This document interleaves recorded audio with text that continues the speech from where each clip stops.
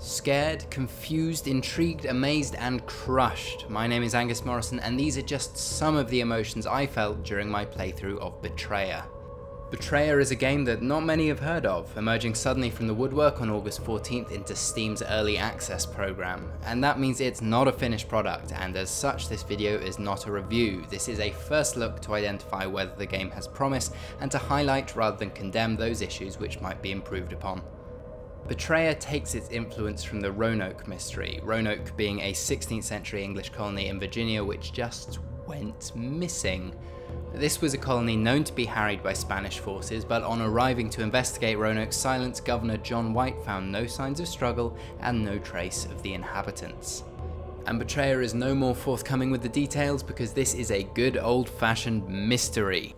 Intercepted by Spanish ships, you find yourself stranded on a beach and left to get on with things. You're not told why you're there, you're not told what you have to do, you just go about your business, whatever that is. This has important consequences. Because you don't have the first clue what you're doing, because you don't know the rules of the game, you don't know what to expect. And so from the first moment you set foot in the forest, you feel incredible tension. You're waiting for something to happen.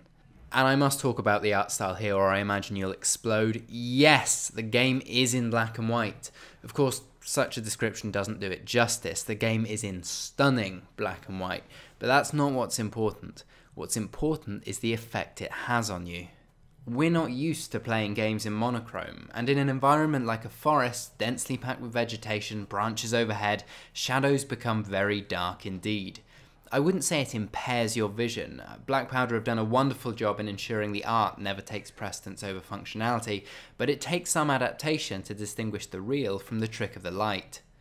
It puts you on the back foot, and in a world where you don't know the rules, where anything could be about to happen, the imagined threat lurking in the darkness can quickly push tension into fear.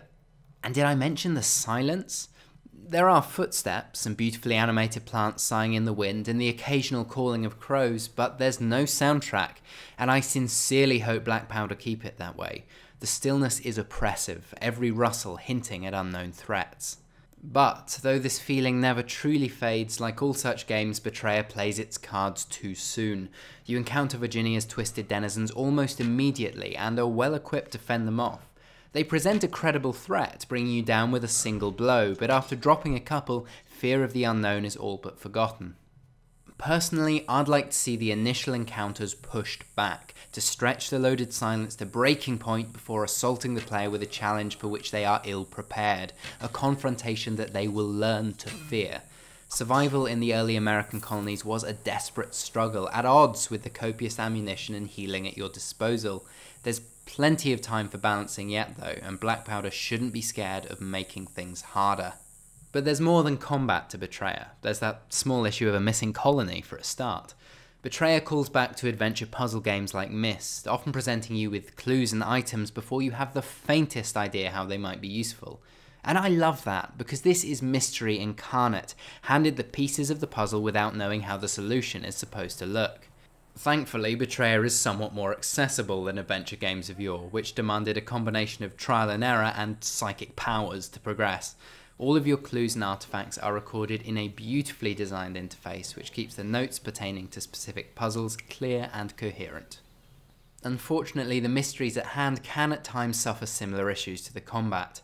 One particular task which saw me dispelling evil from totem poles was startling and even scary the first time, but after 2 or 3 repetitions, unsettling revelation became predictable busywork.